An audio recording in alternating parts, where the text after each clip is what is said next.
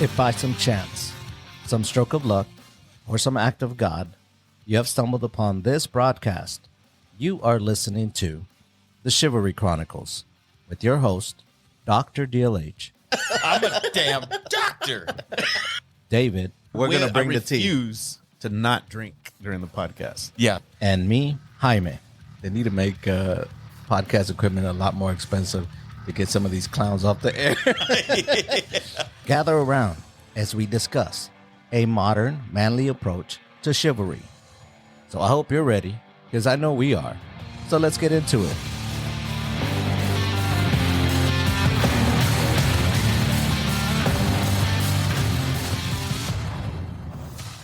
Welcome back to part 2 of the rise and the fall of Metallica. Metallica is one of the most successful bands of all time and has been listed as one of the greatest artists of all time in Rolling Stones magazine. And as of 2017, Metallica was the third best-selling music artist since Nielsen SoundScan began tracking sales in 91. So it wasn't just an opinion by us that they were one of the greatest bands. I mean, it's pretty well known. In the first series, we talked about the rise of Metallica. In part 2, we'll discuss the fall of Metallica and what we felt were the kind of the factors of that. So let's continue. If we want to start with the downfall, was when Cliff Burton died. Yeah, I think you're right. I don't even think we even discussed like the first inklings of that, and I would have said the same thing. So we're on the same page on that. Yeah, they come out with Cliff 'Em All, which is just a collection of old videos, old concert footage. I mean, interviews. Yeah, old camcorder where they're just kind of, in backstage and stuff like that. Yeah, there's like talking about they're like in like convenience stores and like buying beer and stuff, and yeah, I remember it. Like it's a really cool like inside look at life on the road or whatever. Right, behind the scenes type stuff. The cover is like somebody kind of hand drew their faces. It's actually called $19.98 home vid Cliff 'Em All. Which I always thought was cool. They produced this, or they put this out. It's compilation video footage, the first video album by an American heavy metal band.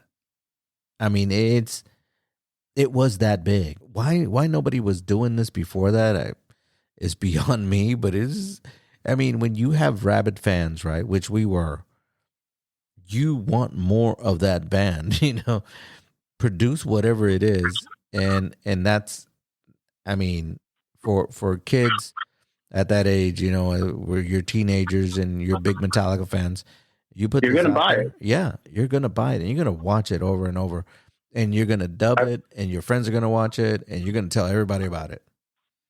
And Pancho has to have that VHS tape somewhere, because it's not, unless it's sitting at our mom's house in the living room somewhere. Yeah, it's worth the money. It's somewhere. You know what? I try to find it on YouTube and it's not there. I'm hoping one of the metalheads out there and do us a big solid and put that out there on, you can't get great quality because the original wasn't great quality to begin with. Basically a documentary. Yeah, it's like a time capsule of like mid 80s, like early Metallica. The Metallica that most people cling to and remember as like Metallica was Metallica. Right. And then so they go on this big search for their new bassist, right? They finally land on Jason Newsted. People that listen to from your favorite band, Flotsam and Jetsam. Yeah, from my favorite band, Flotsam and Jetsam. You know who Jason Newsted is, but you don't really know who he is, right? And they call him Jason New Kid, and there's, he looks kind of funny, he's like really, really, his hair's kind of weird and stuff like that. But he sounds okay, You're not going to replace Cliff Burton, but just don't screw it up, basically, is what he's tasked with. And then they do Garage Days Revisited, which I love that name. Yeah. coincidentally, we did night codes, and that's why I called it revisited. Yeah. It was I kind caught of that. it was kind of a hat tip to that. Hey, that's funny. You said that the VHS was called the nine. Was it called the 19 or 998? Yeah, $19.98. Okay, the Garage Days revisited. It was in the title. It's like it was the 598 Garage Days revisited EP, and they were like, if they charge you more than 598 to steal it. I was telling you earlier, like a cassette tape. Cassettes are back. I don't know how much cassettes. Like who's been buying cassettes in 2025? You can. Why would you? But what can you get for $5.98 now? Nothing. Yeah, and double cheeseburger. Yeah, not even that. Probably not even one for McDonald's. But if you look at that, and if you remember, it's a precursor to the whole Napster thing. Yeah, you know what I'm saying? Like they've always had that kind of vibe to them. Like, yeah, if it's more than $5.98, just steal it. No, it's counterintuitive to the Napster thing, right? Yeah. Oh yeah, yeah. Yes. Yeah, because Napster kind of made everything free, and these guys are like, yeah, and they're hey, like, wait a minute, you better pay us. So now, like you're going way into the future of the downfall. Like that's right. When they were like corporate Metallica. Yeah. So anyway, their heel turn. So they get Garage Days revisited, a great little EP. I mean, I still listen to it now. It's so good. They play. Yeah, they do the Misfits covers, and what's the song from The Small Hours is, I forget what band that is, but there's Budgie, there's all these other, their Diamond Head, Killing Joke, Misfits. Yeah. Of course, if you go on Spotify now, the original one was like 5 songs. If you go to Spotify now, it is like 10 songs. Which is cool, right? Because they put on all the other stuff, a Bread Fan and all those other. Oh, Bread Fan, The Prince, Hammer Evil. They even put Whiskey in the Jar and stuff like that, like which shouldn't be on Garage Days revisited. Well, that's probably because they, it's the garage. They redid it, right? It's Garage Inc. or whatever it was, but right. Further into the future, right? And then as part they of did, this, they did Stone Cold. They did Stone Cold Crazy, the Queen song, But it was such a good album. I mean, it sounded back to kind of like Kill 'Em All. It was gritty. It kind of showed you what Jason Newsted could do. Yeah, and, he also did backing vocals. I mean, and so who does? I mean, I don't know if bands do that nowadays. When they get a new guy, they say, you know what, we're gonna do. Basically, you're listening to his audition. Yeah, and I don't know how common that is nowadays, but I didn't think about it that way. But you're right. Yeah, it's such a great album. Like I still listen to it now. No, it's great. And then the outro is them doing Run to the Hills, right? That's right. Off key, Run to the Hills. We always come back to Iron Maiden. So they do Garage Days revisited. That's 1987.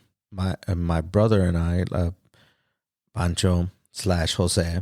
His real name is Jose, but we all call him Pancho. I mean, whatever. Don't make a big deal of it. Yeah. So we don't need to get into the semantics of why Francisco is Pancho or our dad is Kiko, Francisco, Francisco, like all that. Yeah, everybody has different names. So we're from Dallas, right? We grew up in Dallas. We're born in Ciudad Acuña, Coahuila, Mexico, but we grew up in Dallas. Now Dallas was the place where they had the Texas Jam, and the Texas Jam for like 10, 15 years was usually during the summer, and it was held at the Cotton Bowl, and they would have 10 bands most of the time. And this particular summer, which was the summer of 98, Metallica comes to town. 88. 88, yes. And along with Metallica, it's Van Halen with Sammy Hagar. It's the OU 812 tour. Scorpions, which actually I saw Scorpions a couple of years, last year. They still sound pretty good. But I was telling my wife, I was like, Scorpions were old in 98. I mean, in 88. In 88. Yeah, no, in 88, they were old. I'll go, so watching them in freaking 2024, I'm like, what are we doing here? But they still sounded really good. I mean, but as a kid, it's 1988. It's the Scorpions, right? Metal is still like a big deal. Right. And some of this is MTV, right? Like Headbangers Ball. Like, we don't need to go into all that. But. Yeah, so Scorpions was there. Dokken, which one of my favorite bands. You know, we saw Dokken. Me and you saw Dokken in San Antonio. Well, we kind of saw Dokken. Sans George Lynch. George Lynch. Yeah. But this was like the Dokken, the original, not the original. Real Dokken. Yeah, the real Dokken. And then Kingdom Come, which is a very like, oh my God, like if you know Kingdom Come, then you actually did listen to all that at that time. But you had Metallica. And this was between Master of Puppets and their future album that came out in 1988, later on that year. But at this concert, I went with my brother. And my brother at the time, I'm not going to put my brother's business all out in the street, but I was basically there by myself because he had some girl with him. Oh. All right. And so I gave him shit for several years because I was like, I'm over here in the mosh pit and you're over here just all hugged up and shit, But anyway, I digress. Metallica. They play all the favorites, and then they play Harvester of Sorrow. Great song. And they're like, this is off the new album that's going to come out later this year. Here it is. Yeah. And I was like, okay, we're back on. We're back on live. Yeah. Harvest or Sorrow, if you hear it and hearing it live, I was like, I'm in.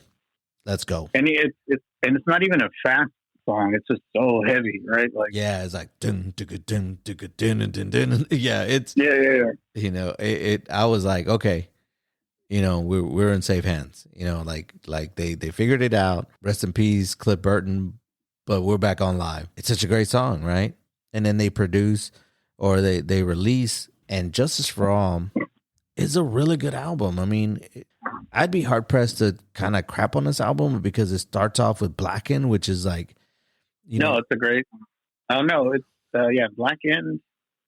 That is a great kind of throwback, which at that time wasn't a throwback, right? It's still like thrash metal. They were still heavy in the, thrash element, and then the title track is amazing. Yeah, and Justice for All, and then they, I believe at the time they dubbed the guitars. It's like it sounded so clean, Yeah, everything's crisp, clean. It's heavy. There's still the DNA of Metallica in it.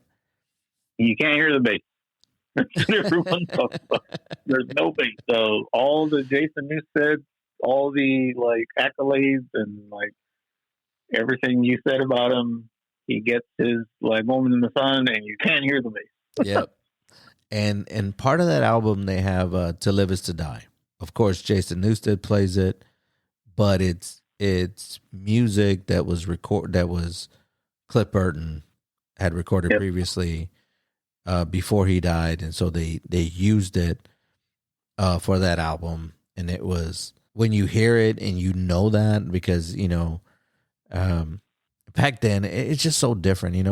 It's kind of like it's so weird thinking about it, but we did pick up all the hit paraders and all these magazines to get any kind of information. You read those magazines. I mean, we'd sit at freaking 7-Eleven and read them because we didn't want to buy them sometimes. But yeah, you didn't know some of this information unless you read stuff like that. There was no internet, so it's not like. And then the Playboys were under plastic, right? So you couldn't.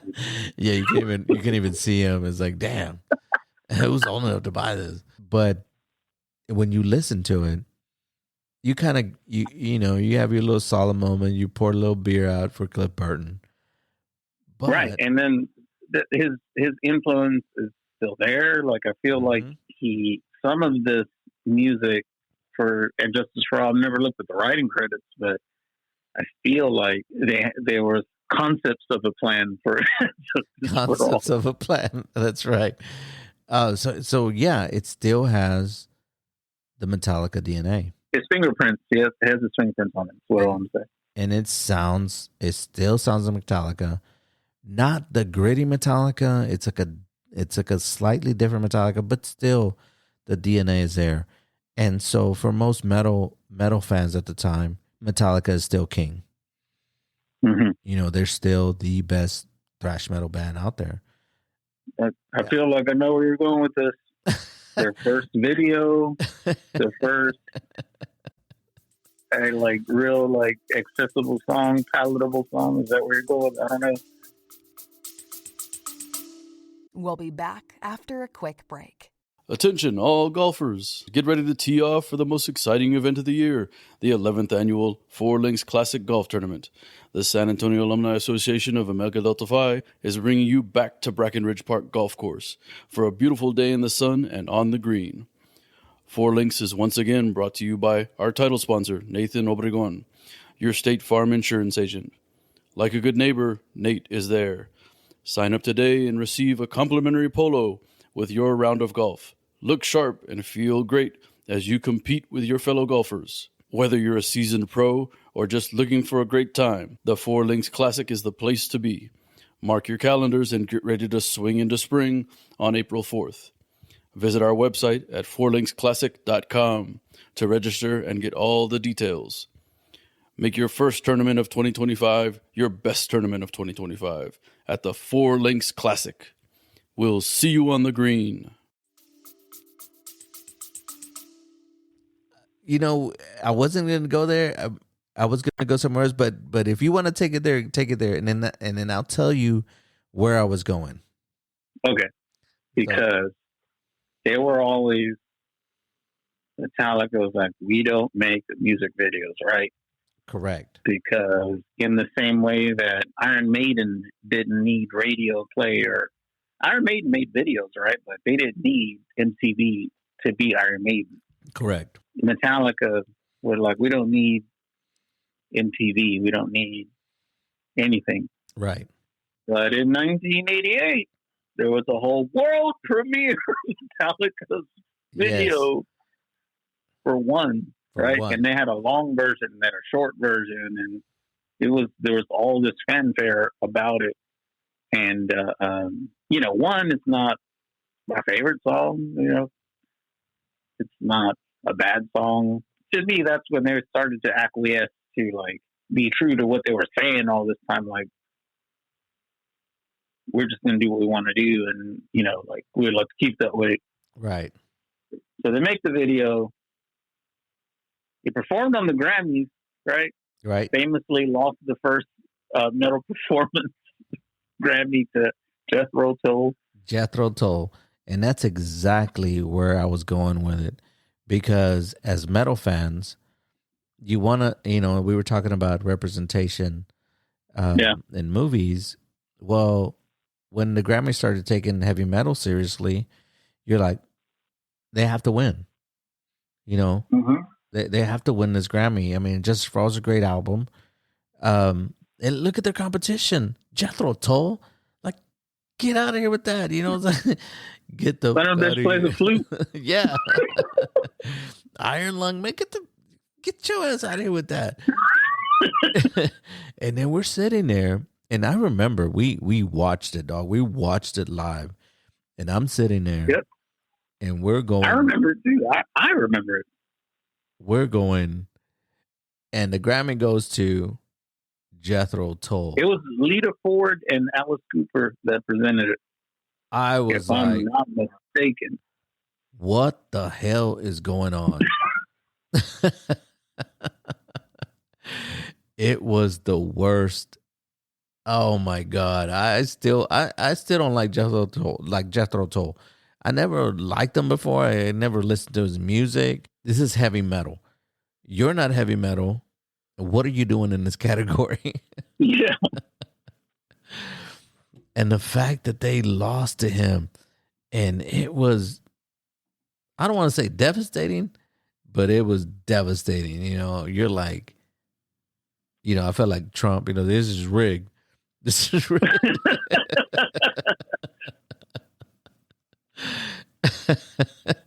So, yeah. And the winner is Best Hard Rock Heavy Metal Recording of 1989. Jethro Tull. Man, it's one of those things. I think hopefully in the future, right? And I think we're still some ways away, but Marvel movies, comic book movies, hopefully they win, you know, a major award at some point, because we're not there yet.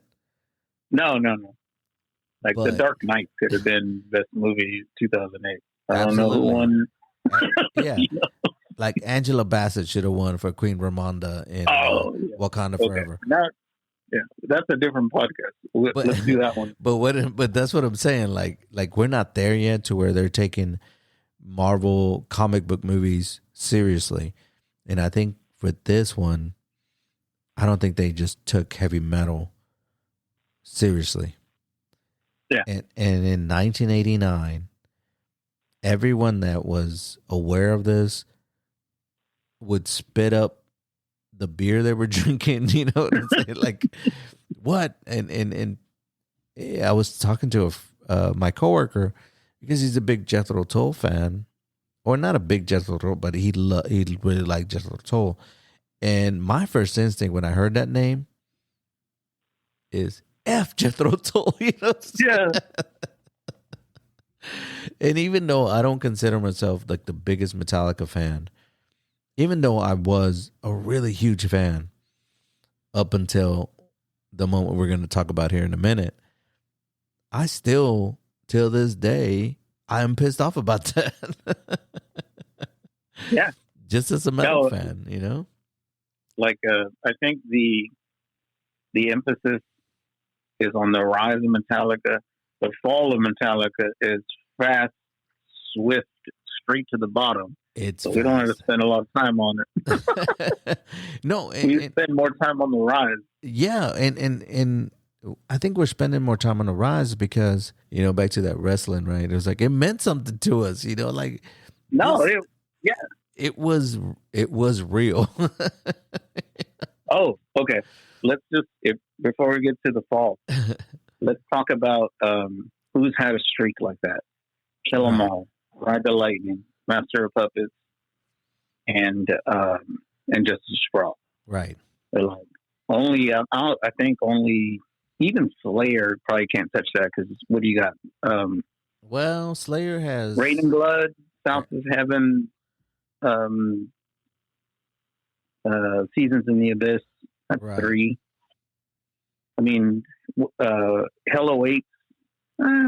I guess if you start with Hell Awaits, you can get to 4. And Hell Awaits was good, but yeah, if you really want to talk about a solid 3, then you do Rain and Blood, South of Heaven, and Seasons in the Abyss.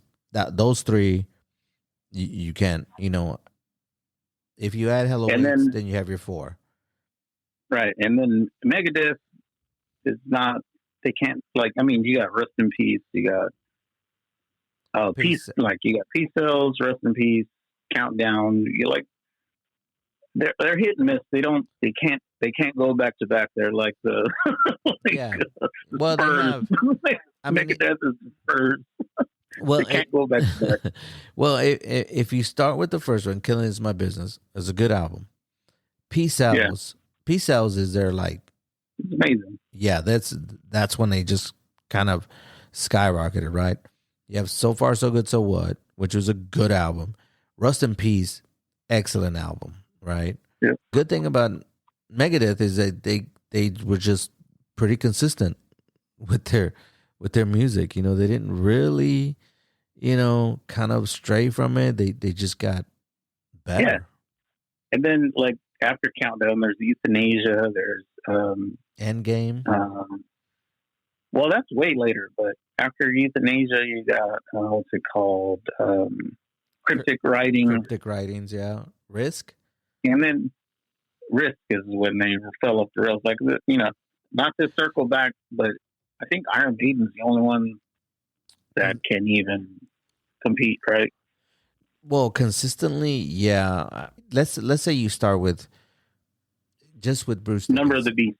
Yeah, Let's just start Number of the Beast. yeah, with Bruce Dickinson, because I mean I could put Killers in there, but if we just start with Bruce Dickinson, I mean there is like bangers, hit after hit, with Number of the Beast, and then you have Peace of Mind, Power Slave, Summer in Time, Seventh Son.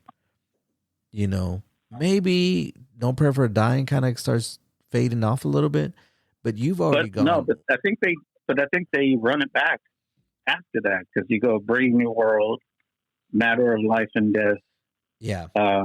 Dance to the Death, Final Frontier. Like, I think they do the 4-peat repeat or something. Yeah, because when you go Brave New World, Dance to the Death, Matter of Life and Death, and then Final Frontier, and then Book of Souls. I mean, it's very consistent. I mean, I think the other one we talked about is Ice Cube. With his first 4 albums, they're pretty consistent. They're just solid albums that, I mean, you're really hard pressed to find somebody that just put 4 consistent solid albums. You have America's Most Wanted with Ice Cube, and then you have That's not a Lethal Injection, I guess. No. A Death Certificate. My bad. Death Certificate. Yeah. Then Lethal Injection. The Predator. So you have America's Most Wanted, and then Lethal Injection, and I think it stops there. We're veering off into our hip hop podcast. We can do that. Yeah, we can discuss that later. But yeah, those 4 albums, if you go to Kill 'Em All, Ride the Lightning. Well, yeah, Kill 'Em All, Ride the Lightning, Master of Puppets, and then Justice for All. I mean, those are 4 solid albums.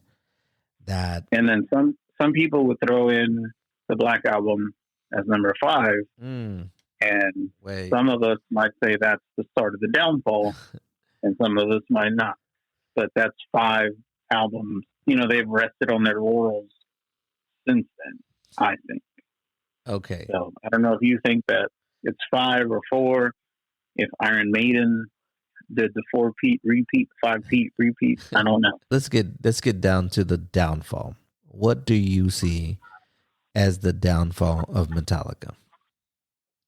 We kind of alluded to it, but in your in what is DLH, the fitness professional, as the metalhead enthusiast professional. You said I was the preeminent, like, I forget what you said. I think it was, for Metallica, I think it's hubris. I think it was, we have earned our respect. Like, we have all this equity with our fans that we can do whatever we want. And if they don't like it, somebody else will. We're going to put out what we want to put out. It's almost like what Cliff Burton said, but yeah, not, it's like they use that for evil. Exactly. The whole thing is Metallica sold out, right? Yes.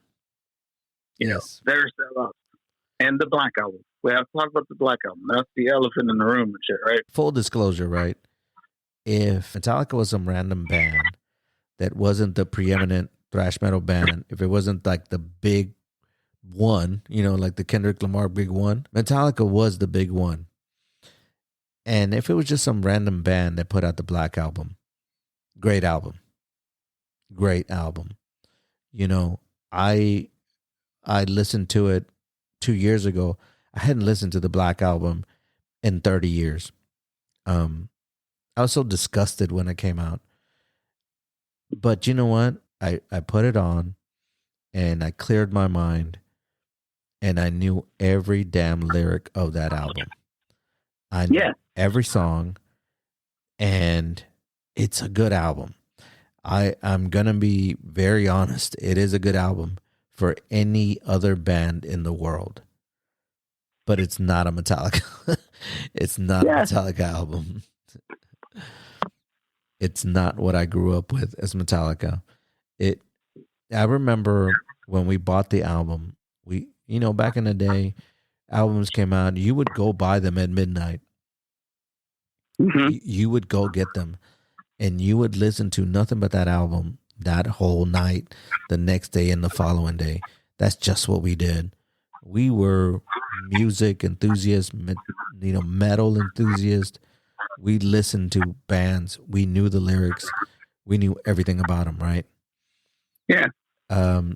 My dad, this was Saturday morning, and our dad was like, "Hey, I need you to move the truck, because I have to go do something." And we have a bunch of cars, right?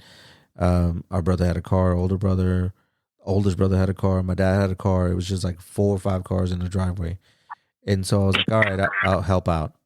And so I jump in my brother's truck, right? Pancho's truck, which was like a 74 Ford truck, I believe. And that the light blue one? Yeah, the blue one. And the cassette tape is in the truck, right?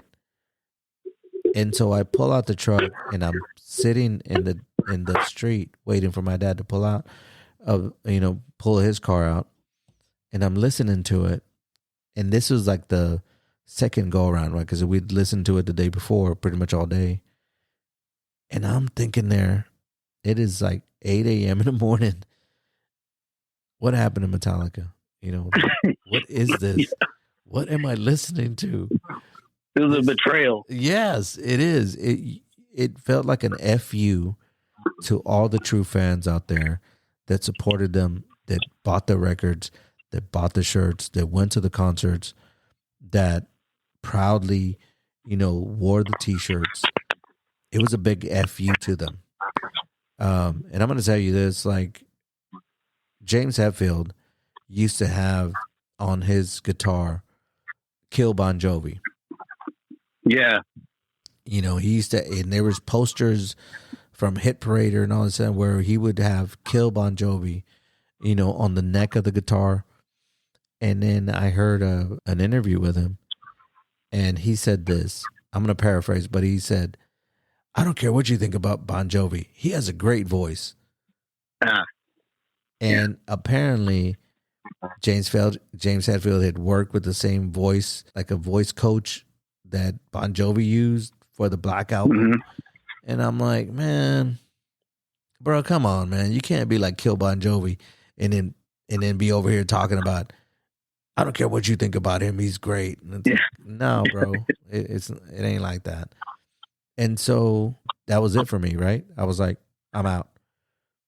Mm-hmm. I'm out. And I get to college, right? Because I show up to Texas A&M in fall of 92, and you can't get 20 feet from any dorm room where you don't listen to the Black Album. Enter Sandman, like that's playing in every dorm room, and everybody's like, "Oh my God, Metallica is the greatest band ever," mm-hmm. and they have never heard "Kill 'Em All" or "Ride the Lightning" or "Master of Puppets" or "Injustice for All," because this is the first time they've heard this band. And maybe it's like when we first heard it, but I doubt it. It's like, this ain't it. And I remember Pancho was just uniquely like affected because I remember him like analyzing the lyrics. He was telling me, he's like, listen to this. It was like, nothing else matters. It's like, you see this? They're like, open mind for a different view. He's telling us he's telling us. Like, never care. But, he's telling, like, this song is, he felt insulted directly. Like James was talking to him. Yes. Like, and the song, Nothing Else Matters, it's about him with his, like, spouse or whatever at the time being on the road. Yep. And maybe Pancho felt like, he had a direct connection with James. Yeah. But, and I think the Black Album, and there's been so much fanfare around the album and documentaries and like deep dives into everything about it, and like talk about this riff to Kirk, like this is the original riff and all that stuff. And I've seen a lot of it, and they used Bob Rock as the producer, which he made a lot of pop records, right? Yeah. Like, and he also worked with like Def Leppard. Like he made them sound like, the album sounds like really like heavy, and it's 100% a studio creation. They're layered all these guitars, and yep, you can't recreate the way it sounds. It sounds great. Like if you put on Sad But True in your like truck tomorrow, it sounds great, right? Like the guitars and everything but it was produced that way. right. It's not like Kill 'Em All or Garage Days Revisited. Like, it is produced to make it sound not like Metallica. Right. If that makes sense. I mean, yeah, to give examples, like he produced Wanderlust, the Gavin Rosdale album. He produced Dr. Feelgood. He produced the Sarah McLachlan album. I mean, you're talking about, and I get that you're trying to, get different, muses, or you want to bring in different people to come in and do that stuff. But I'm sorry, like I like Motley Crue, right? Like the first couple of albums were really good. I mean, Live Too Wire, Fast for Love, and Too Fast for Love, and Shout at the Devil. Those are good. Those are good albums. But once you get to Dr. Feelgood, I'm kind of out. I'm kind of out on that album. Michael Bublé, he produced that. Wow. It's just it's not Metallica, and I feel like I heard it everywhere, and I gave up trying to fight that fight, right? Because they would see you, or they would see me, and I have long hair, and I have the black T-shirt, and the skulls and shit, and it's like, Jaime, you like Metallica, right? Metallica, and I was like, nah, nah, man. And you just walk off. It's like, I don't even want to get to it. It's a sore subject. Like, it's too soon. I can't discuss this right now. Like, and then they do go on this like ridiculously long tour for the Black Album. Like, it lasts like 4 years or something. They still sound like Metallica if you were to see them live, because I have, I bought some of the DVDs, and when we transitioned away from VHS, right? Yeah. And they still sound good, right? They still sound like Metallica. Then 1996 comes along, and they release this album, Load. And I'm going to tell you, your brother, Pancho, he was still all in. He was still optimistic. He was still in. He's like, let's see. Let's reserve judgment. I remember the world premiere of the Until It Sleeps video. That was when he was completely out. Like, that was it for him. Like, he waited till 1996. We were out in 1991. Right. But Right. he was able to hang tough till then because it's still Metallica. Like they still have it in them. It's like what you call it, Luke Skywalker. They're still good in them. Talking about Yeah, talking about Anakin. yeah, and Load is just garbage. Trash. And then Reload. I remember Reload because I was in high school. I was 17 when Reload came out, and we went to see them that year, I think. And I bought the album, and I was like, all right, it's okay. It's not Metallica. Like if it were any other band, like you said about the Black Album. Yeah. If it were any other band, it's pretty good heavy metal. It's not thrash metal. It's not Metallica. I don't know what this is. If you put another name on the sleeve, maybe I would accept it. Then Saint Anger happened 6 years after that. Yep. And your brother still buys that album too. He is holding on for dear life. And Saint Anger is just rock bottom for them because it's one of the most universally panned metal albums ever. It's really bad. I don't know if you ever listened to it. Don't listen to it. I don't think I've ever listened to the entire album. I may have heard a couple of songs, but after the Black Album, I don't ever remember listening to Load. I don't remember listening to Reload. Saint Anger, I think I caught maybe 20 minutes of that documentary, whatever the hell they produced, and that was out. Oh, Some Kind of Monster. Yeah, Some Kind of Monster. You should watch that just for the Dave Mustaine stuff. It's just hilarious, and it's I don't know how to describe it. We could do a whole podcast on some Kind of Monster. We won't. I don't want to, but then fast forward 5 years after Saint Anger, Death Magnetic, which is when their haphazard way to try to recapture thrash metal again, and it's okay, but it's not great. And people like that album. People like that album. People think that was a mea culpa or something, Then 8 years passes, and they make Hardwired to Self-Destruct, which is they try again to make another thrash album. And this one is a little better, but still just trying to recapture something that is like gone, right? Like, right. You're never going to have that magic again. And then also, when did Jason Newsted leave in Saint Anger, I believe. Yeah, he leaves then. And then they get Robert Trujillo from Ozzy. Suicidal, Ozzy, yeah. Yeah. And then they put out an album 2 years ago, which I haven't listened to. I was going to listen to it just as research for this podcast, but I can't do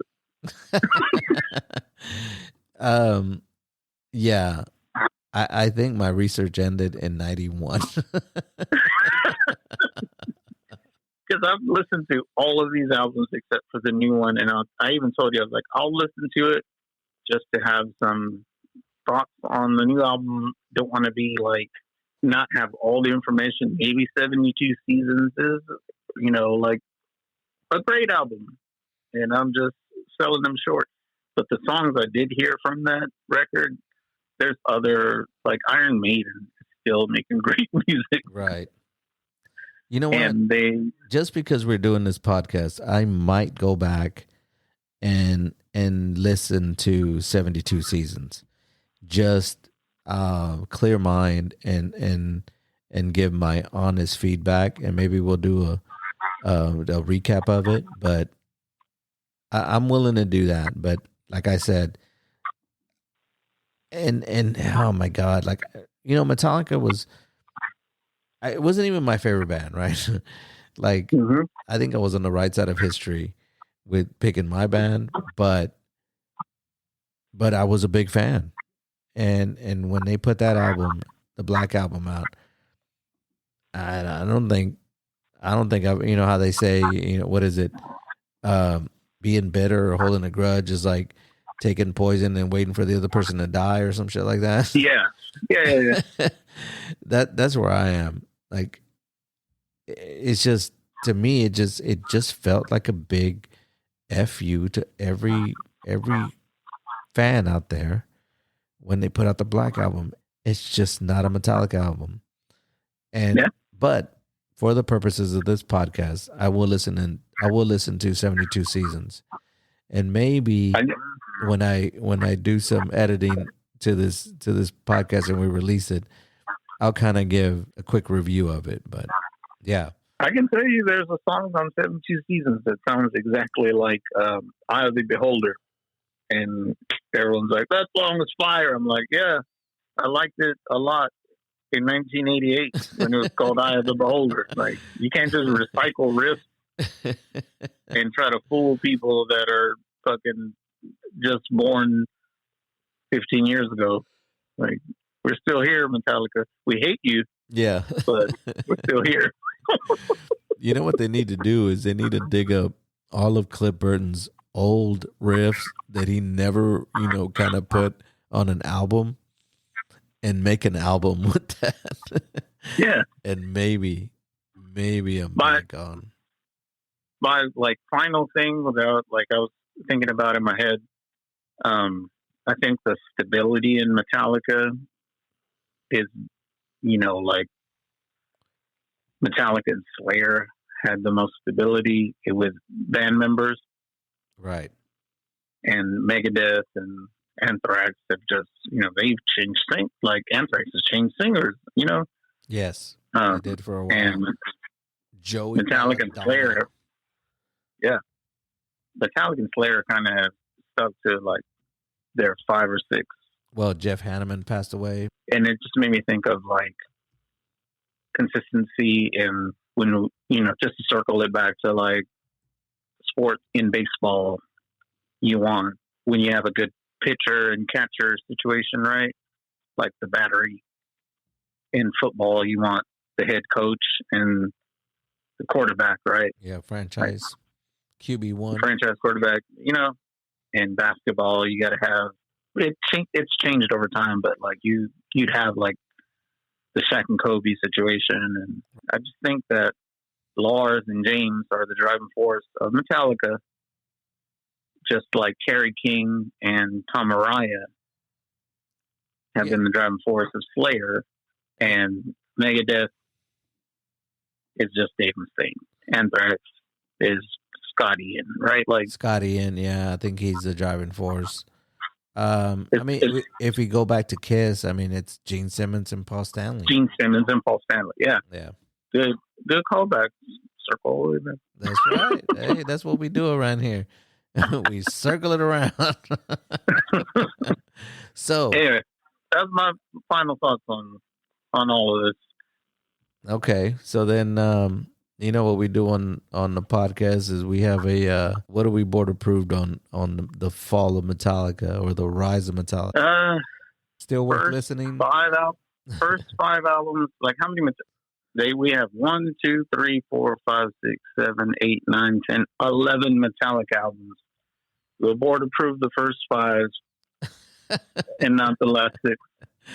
Yeah. Well, the last one, is still kind of pending. I'm going to listen to it. Okay, 72 Seasons will be the tiebreaker. Yeah.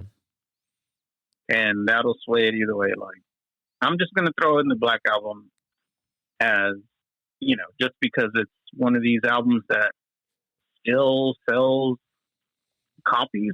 People still are buying the Black Album. Enter Sandman, once you get into stadium music, Welcome to the Jungle, Yes. Once you reach that, yeah, if you're gonna walk in, to a football stadium, you're gonna listen to a Metallica song. Or Back in Black, or what's Thunderstruck, Thunderstruck, with the Cowboy Cheerleaders song. Yeah, once you out there. Exactly. Once you get to that level, you're just in the zeitgeist. You're in the you're like omnipresent. You know, We Will Rock You or Seven Yeah, Nation exactly. Army. Seven Nation Army. I mean, if you Seven Nation Army, that thing plays everywhere.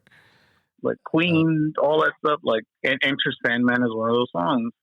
So you kind of have to include that in their great albums, even though I reluctantly do it. Yeah. So the rise and fall of Metallica started with the Black Album, and it just went downhill from there. Yeah. I'll amend your statement, and I'll say that the fall started with Cliff Burton's death. Yeah. And then it bled out with the Black Album. I mean, that's just from somebody that was kind of sitting there as a kid, 14 years old, listening to Metallica, and then lo and behold, you're over here and you're 15, 16 years old, and it's like, yeah, I'm out. Like this is. I'm just saying. One is aggressive, masculine, and the other one is like, I'm in my feelings. I'm telling you about what I'm feeling right now, and that's the Black Album. I think the Black Album. I don't know if they were like on the cutting edge of let me get in my feelings, but it just did not sit well for a kid full of testosterone wanting to break shit and get into a freaking mosh pit, Yeah, so there you go. Board approved. Where's my gavel? So we'll say board approved the first 5 albums, and then we'll leave the last album, and I'll leave my review on it. But yeah, board approved Metallica sucks. There is a rise and there was a fall of Metallica, one of the greatest heavy metal bands. And the fall was swift. It was quick. I think you said a very, very, very apt description of it. It came quick. Yep. And it took us all by surprise. So, hopefully, whenever James Hetfield and Lars Ulrich listens to this podcast, and I didn't even talk about S&M and Lulu and God. Some of that stuff. Like we didn't even go all the way. So there you go. Board approved. Well, I appreciate you coming on the podcast, but that's it. Any parting words before we close it out? Iron Maiden's better than Metallica. Let's just say that. That is true. There you go, guys. Iron Maiden is better than Metallica. Thank you for listening. If you enjoyed this episode and you'd like to help support the podcast, please share it with others, post about it on your social media, and/or leave a rating and review. To catch all the latest from us, you can follow us on Instagram and X. So thanks again, and we'll see you next time.